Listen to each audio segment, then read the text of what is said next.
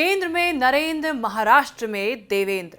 महाराष्ट्र में 2014 में जब लोकसभा के साथ चुनाव हो रहे थे तब ये नारा खूब गूंजा था। मराठा और मराठी मानूस वाली राजनीति के गढ़ महाराष्ट्र में बीजेपी ने एक ब्राह्मण को सीएम बनाने का जोखिम लिया था। फडणवीस बीजेपी के ऐसे नौजवान नेता हैं जिन्होंने 44 साल की उम्र में ही कई रिकॉर्ड बना डाले। बिना मंत्री रहे वो सीधे सीएम तक बन गए। फिर 2014 से 2019 तक मजबूती से सरकार चलाकर महाराष्ट्र के ऐसे दूसरे सीएम बने जिसने 5 साल का कार्यकाल पूरा किया। सबसे कम 80 घंटे के सीएम रहने का भी रिकॉर्ड उनके नाम है। अच्छा, वीडियो में आगे बढ़ने से पहले बता दें कि इसी तरह की राजनीति से जुड़ी दिलचस्प कहानियां आपके कुकू एफएम पर मौजूद है। इस वीडियो के साझेदार है कुकू एफएम ऐप, जो लाए हैं न्यूज तक के दर्शकों के लिए खास ऑफर। कुकू एफएम का सब्सक्रिप्शन लेने वाले दर्शकों को मिलेगा 50% का सीधा डिस्काउंट। इसके लिए आपको इस्तेमाल करना है हमारा कूपन कोड NTK50। दुनिया के दिग्गजों की बायोग्राफी, बॉलीवुड स्टोरीज और बहुत कुछ। ज्यादा जानकारी के लिए लिंक स्टोरी के डिस्क्रिप्शन पर है, जिसे आप देख सकते हैं। महाराष्ट्र में फडणवीस शिवसेना, एनसीपी, कांग्रेस के लिए खौफ बन चुके हैं। पता नहीं फडणवीस कब किसको तोड़कर अपनी सरकार बना दे। फडणवीस ऐसा कर चुके हैं, बिना बहुमत खुद सीएम बन बैठे। शरद पवार जैसे दिग्गज के घर में सेंध लगाकर भतीजे अजीत पवार को तोड़ लाए। राज्यपाल को कन्विंस करके सुबह सुबह शपथ भी करा ली। अलग बात है कि दांवपेच के बाद भी बहुमत नहीं होने के कारण 4 दिन में गद्दी छोड़नी पड़ गई।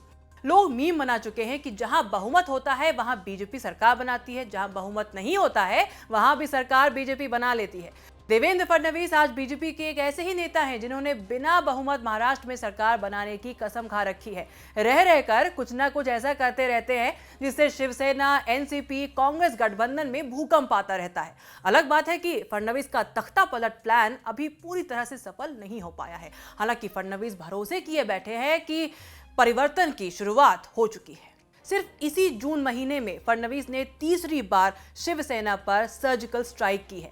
पहले राज्यसभा चुनाव में बहुमत से कम वोट होने पर भी शिवसेना से छीनकर बीजेपी के दोनों उम्मीदवार जिता ले गए। फिर एमएलसी चुनाव में क्रॉस वोटिंग के दम पर अघाड़ी के उम्मीदवार को हराकर बीजेपी के लिए सीट जीत ली। अब तो फडणवीस के दांवपेच से शिवसेना दो फाड़ होती दिख रही है। शिवसेना के दिग्गज नेता एकनाथ शिंदे फडणवीस के औजार हैं, जो सूरत से शिवसेना की सियासत की बैंड बजाने पर तुले हैं। संजय राउत से लेकर शरद पवार तक कोई कुछ नहीं कर पा रहा है। जिस तरह से उनको वहाँ घेराबंदी में रखा है गुजरात पुलिस, सेंट्रल पुलिस, यही मध्य प्रदेश में हुआ था, यही और भी एक दो जगह पे हुआ है, चलता है। अगर उसी को कोई ऑपरेशन लोटस के नाम से कोई अंजाम देना चाहता है तो हम स्वागत करते हैं, करके दिखाइए।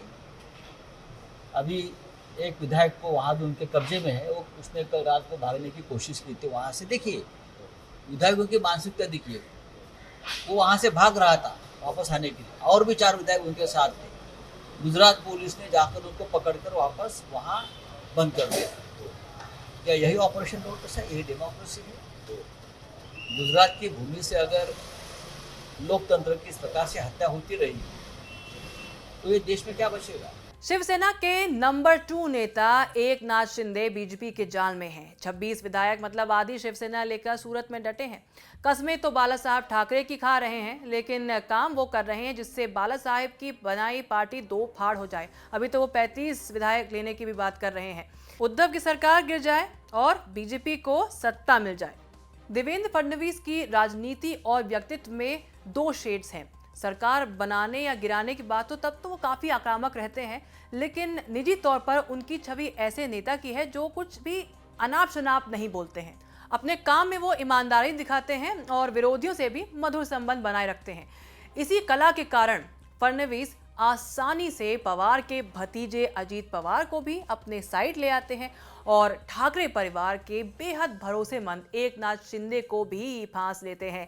इसी हुनर के कारण फडणवीस ने शिवसेना जैसी आक्रामक पार्टी के साथ भी 5 साल तक गठबंधन की सरकार चला ली। अपने राजनीतिक हुनर के कारण ही देवेंद्र फडणवीस का महाराष्ट्र बीजेपी में एक छत्र राज है। कहते हैं कि बिना उनकी मर्जी के एक पत्ता भी नहीं हिलता। यहां तक पहुंचने के लिए फडणवीस ने मेहनत भी की है। उनके पिता राष्ट्र स्वयंसेवक संघ और जनसंघ में हुआ करते थे। नागपुर के रहने वाले फडणवीस ने कायदे से पढ़ाई लिखाई करने के बाद राजनीति का रुख किया। लॉ ग्रेजुएट और MBA करने के बाद 1999 में अखिल भारतीय विद्यार्थी परिषद से जुड़े।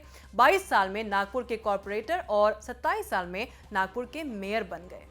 1999 में विधानसभा का पहला चुनाव जीतने के बाद फडणवीस ने फिर मुड़कर नहीं देखा। चाहते तो केंद्र की राजनीति में भी आ सकते थे, लेकिन उनमें महाराष्ट्र का लीडर देखा गया। फडणवीस महाराष्ट्र में ही लड़ते रहे, पार्टी के लिए काम करते रहे और 2014 में सरकार बनवा कर माने। लेकिन फडणवीस से एक चूक हुई। बाला साहेब ठाकरे के बाद वो उद्धव के साथ दोस्ती बनाए नहीं रख पाए। फडणवीस जब बीजेपी के सर्वे सर्वा हुए तब उद्धव शिवसेना के प्रमुख बन गए। न जाने कहां क्या हुआ कि शिवसेना ने बीजेपी से नाता ही तोड़ लिया। अब दोनों के बीच ऐसी दुश्मनी है कि फडणवीस बार बार शिवसेना की जड़ों पर हमला करके उसे हिला रहे हैं और शिवसेना मुश्किल से फडणवीस के बारों से खुद को बचा रही है। अब सब कुछ एकनाथ शिंदे की मर्जी पर निर्भर है। अगर एकनाथ शिंदे ने शिवसेना तोड़ दी तो जीत जाएंगे फडणवीस। अगर उद्धव ने एकनाथ को मना लिया तो हार जाएंगे फडणवीस।